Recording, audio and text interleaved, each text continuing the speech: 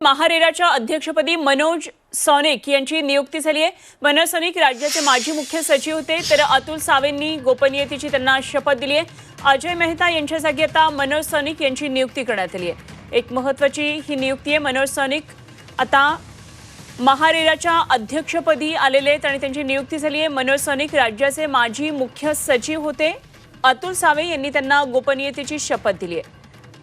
महारेराच्या अध्यक्षपदी राज्याचे माजी मुख्य सचिव मनोज सौनिक यांची नियुक्ती झालेली आहे। गोपनीयतेची शपथ मंत्री अतुल सावे, गृहनिर्माण मंत्री अतुल सावे यांनी दिली आहे। मंत्रालयामध्ये मनोज सौनिक यांचा आता पद आणि गोपनीयतेचा शपथ झालेला आहे आणि अजय मेहता यांच्या जागी आता मनोज सौनिक अध्यक्षपदाचा कार्यभार सांभाळतील।